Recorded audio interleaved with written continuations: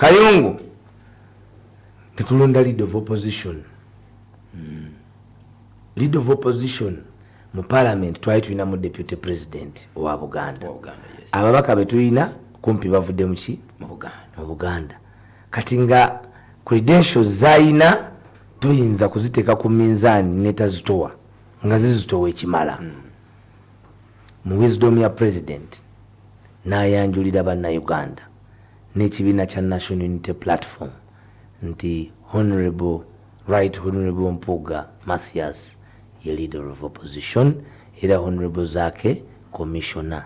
Ndi mukulimitinga kwanguya. Yes. Ennaku z'omwezi 10 March bagoba Honorable Zake mu commission. Ennaku z'omwezi 18 March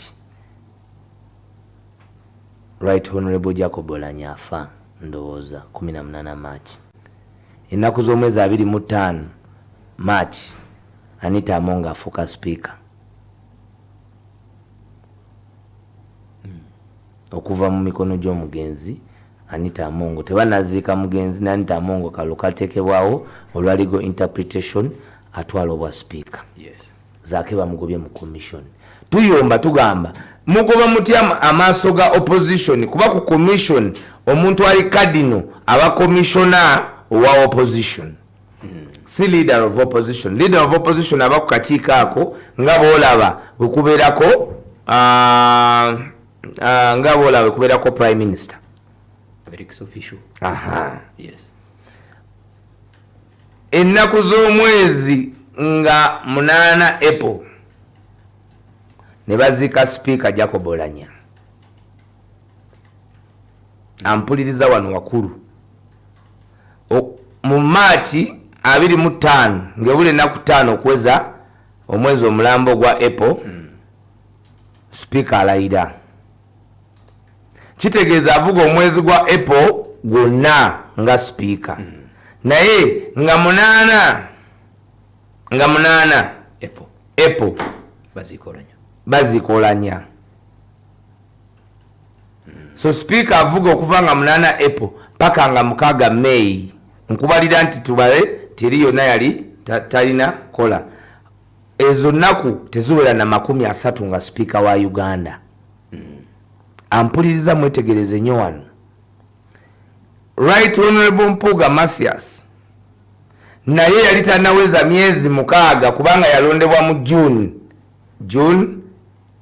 June, July, August, September, October, November, December, January, Feb, March, April. Myezi 8. Ng'omwaka tegunawera yakava mu myezi 6 ejja probation kuba abakozi ba government mwena njagala mmanye nti probation okugamba nti omukozi oyo anaaba mutuufu oba anaaba mukyamu okumanya nti abitegedde nti asetolinze mu office gibe emyezi 6 mu mateeka gye bagaa nti yali on probation kugamba adaptation orientation ne ku university bagezaako okubawumbawumba emyezi 6. Mu myezi egyo meeting esooka ya speaker akakiiko kano abatuwuliriza katulamu abantu bano wammanga. Katulamu speaker, kakubirizibwa speaker, Parliamentary Commission. Yes. Kakubirizibwa deputy speaker, katulako deputy speaker, prime minister wa Uganda ku lwa government, minister wa finance ku lwa government, attorney general ku lwa government okuwala ku nsonga z'amateeka, ba commissioner basatu abava mu kibiina ekyawamba Uganda, then ne commissioner wa opposition yonna si NUP yokka yonna omu ne leader of opposition. Kitegeeza nti bannayuganda balinayo abasirikale bameka? 2. Omusirikale omu bamugobye ennaku z'omwezi nga 10 March.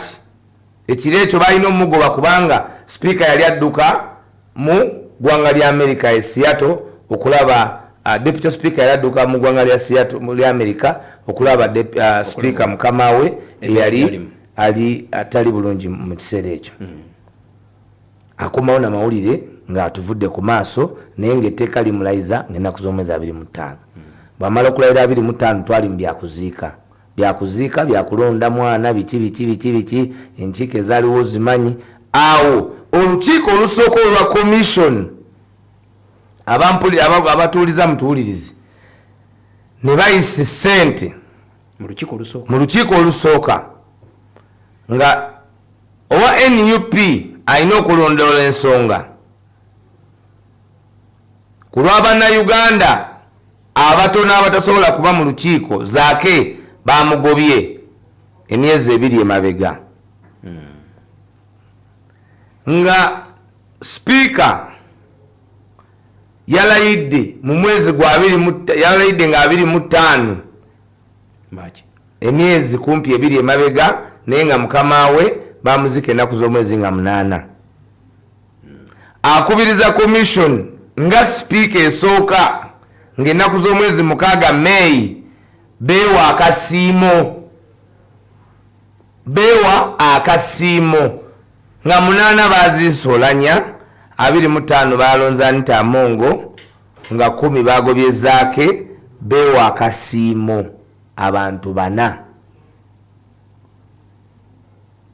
bwe bamala okwewa akasiimo Anita Amongo bongeza sente ze okuva ku 2,000 ne zigenda ku $4,000 omusala zaafuna buli lunaku allowance 10,000 meka 10,000 mu mwezi gumu Uganda yabadde efiiriddwa kumpi obuwumbi 3.5 nga bugenda wa muntu omu speaker.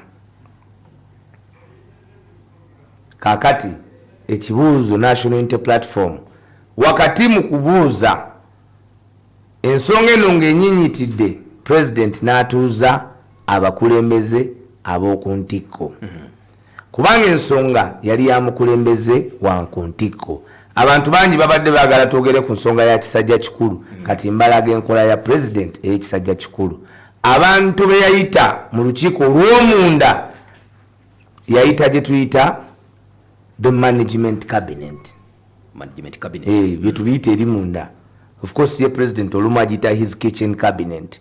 Akakiiko k'abawulama bali benyini abalina okutambuza ensonga balupembe tomanya teze situkanga mbalupembe kubanga ebeerayo ba head of departments of the executive board, the highest top. Awo kitegeeza nti nze bisigadde mbambi nuna ku jowero kwenuna ntawo oluseke nanuna naleeta eno mu bantu. Kakati kutuulako ba deputy president bameka bana.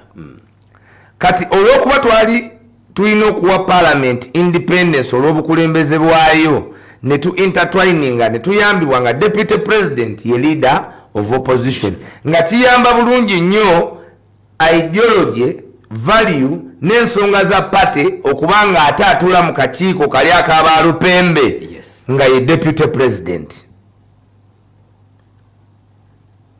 Kati kakiiko ako ne kayitibwa olukiiko olwo ne luyitibwa. Olukiiko olwo bwe luyitibwa baluyita ku nsonga za kwesiima. Olukiiko olwo lwayitibwa specifically kubanga mu Uganda waliwo kye bayita parliament exhibition bla bla bla bla bla.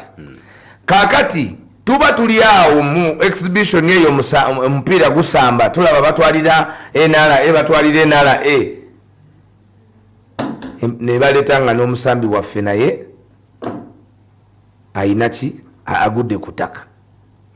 Defali Bobi Wine n'afuwa naga mulindeko waliwo wano omusambi wange ali ku ttaka mutwale ne tumuleeta omusambi ne tumuteeka mu lukiiko lw'abasambi banne nga nnoolika ettaka naye tusooke tumukuba olupiira anaabaterere ba olupiira olutaka ne limugwako nga katuula wali ate watuusa otya okugwa mu bino.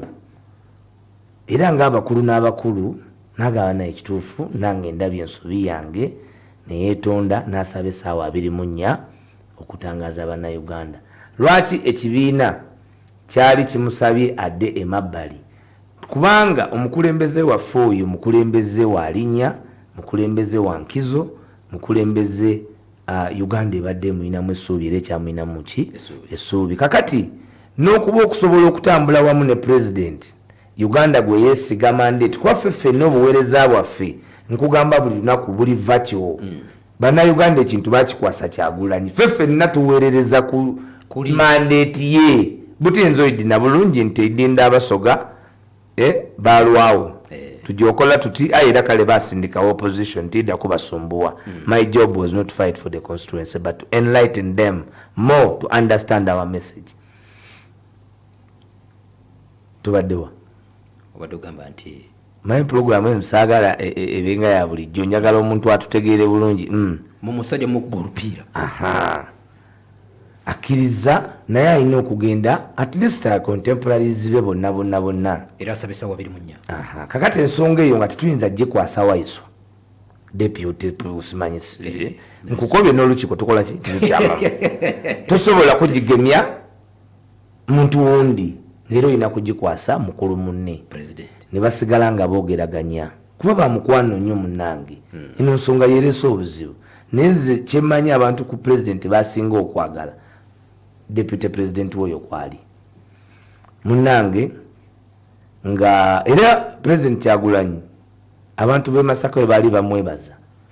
Honorable Mpuuga yali tafunangayo kifo mu party kubanga Honorable Mpuuga yasooka kwesimbawo nga independent yawangula Kawanga Semwogerere yali amaze mu parliament kumpi emyaka 2 ate y'omu ku baali bakoze constitution ya Uganda, very senior man, teyayinaako kolyonna. Yali good legislature, yali wa Democratic Party nga wa opposition, ate era yali leader ow'amaanyi. Naye abantu baatuka ne bagaa nti agwo oli senior olina experience byonna obimanyi, naye twagala kati generation kwe kuleta Honorable MATHIAS Mpuuga.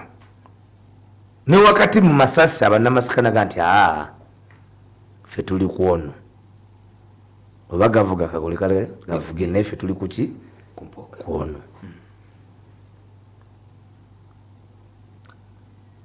Bw'amala okuwangula nga independent ne tukola reconciliation mu Democratic Party, era reconciliation eyo yakulemberwa mu Kasambidde. Ndudde okwogera ne mu Kasambidde naye ge mazima. Era ku popo Honorable Mpuuga ne Honorable Segona bwakasba mu kutuuka kwabwe bwe baba bajjukira bulungi nze mbali sivinga. Ontegera bulungi? Ntegeddewa.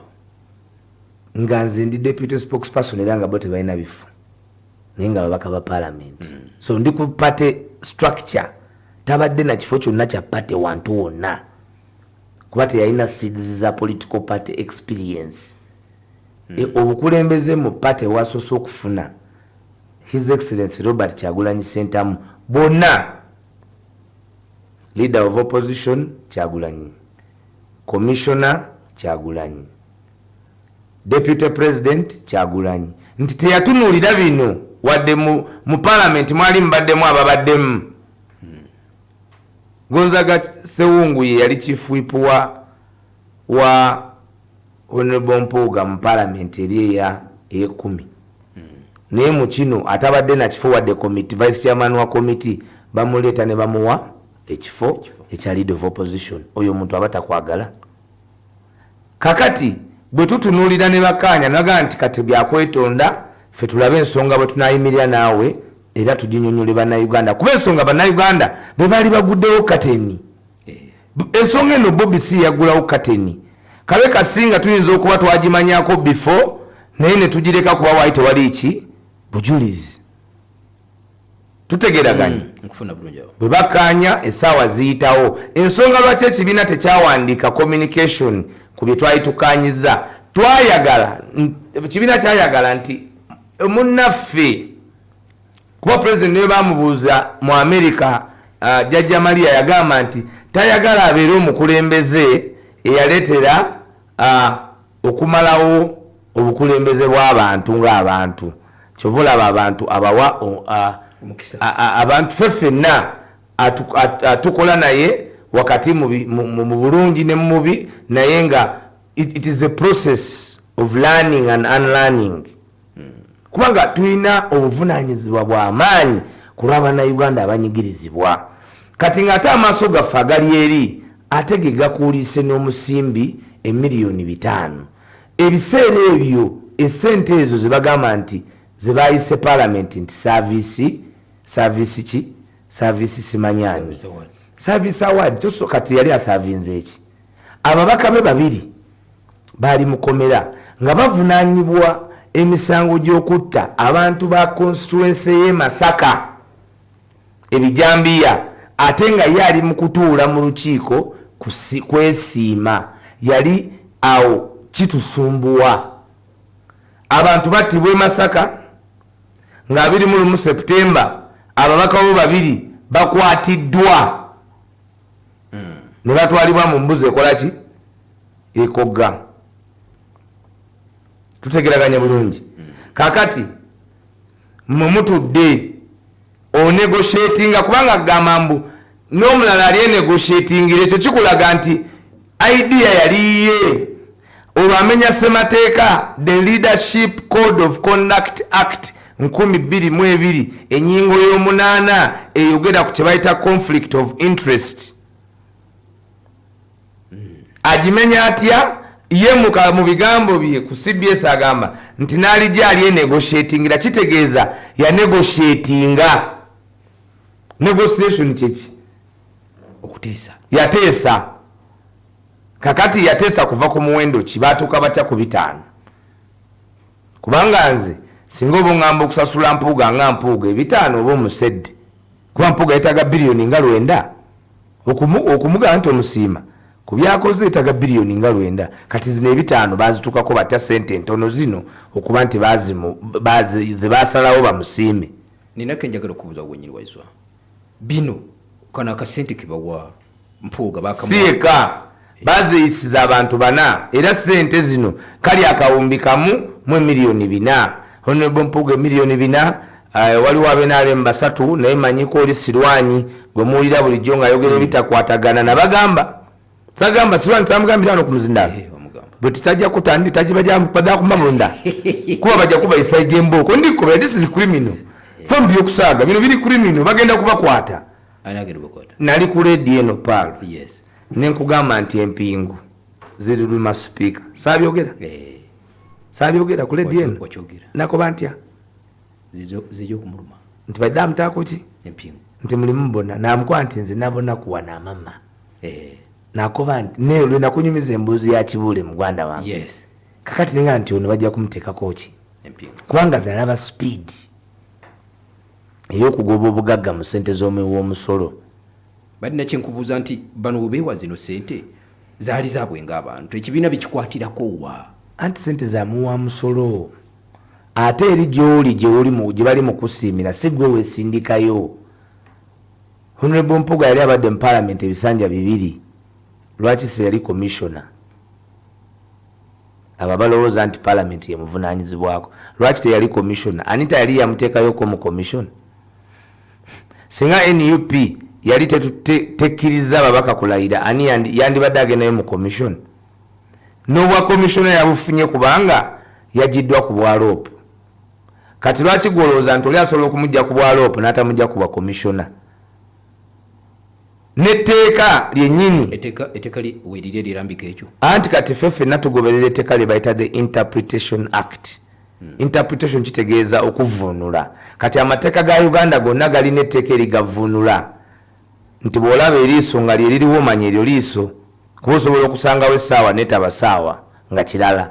Kakati etteeka eryo bayita Interpretation Act lyatandika eyo mu Gwamini mu 1976 naye bano bawamba eri gye bakozesa law reform yakyusa amateeka ga Uganda okufuna agali adaptable okusinziira ku gali agaali gakoze dda n'erifuula nalyo etteeka era lye tuyita the Interpretation Act. Cap 3 ninako enjagala okubuuza wenyini kakati Mpuuga agamba waliwo abasasulwa ssente eyo tetusooka gendayo tugenda tuukayo.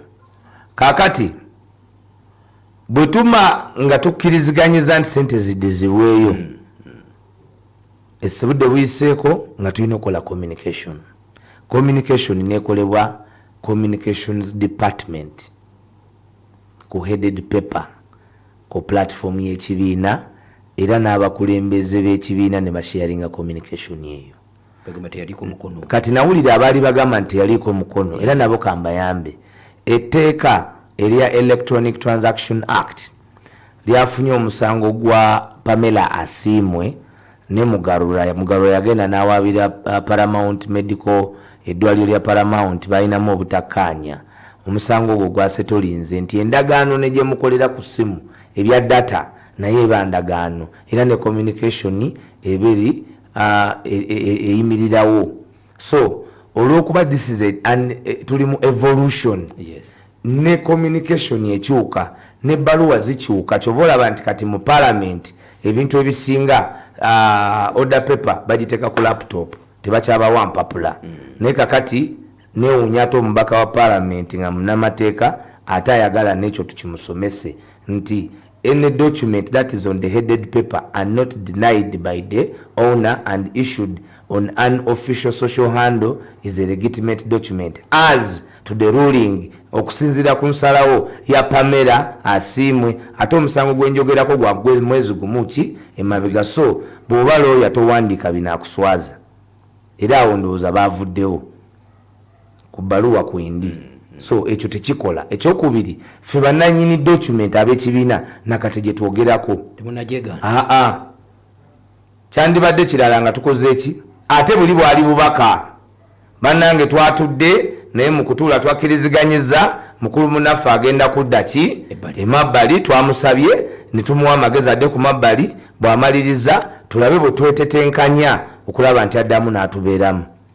Kitegeeza n'okwagala addemu atubeeremu nako kwabadde ku mmeeza.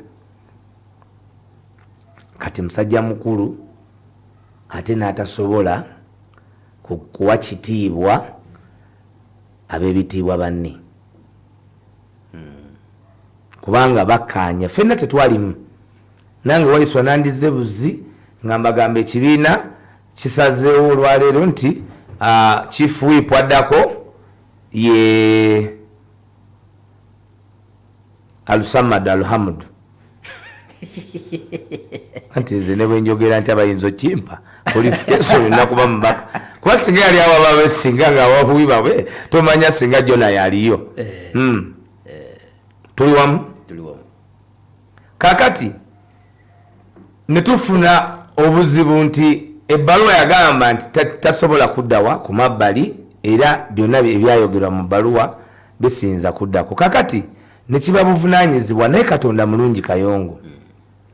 Uganda Law Society eyogedde abatwala balooya ba Uganda mwami Oundo twagala okwebaza otaanyiza ensonga. Oundo ayogedde Dan Mulika yayogedde twagala okumwebaza yataanyiza ensonga. Auditor General areizinze kweri twagala okumwebaza okuwulira amaloboozi ga bannayuganda. Era nze ndi mu kusaba ndowooza enkya nnyinza n'okusiiba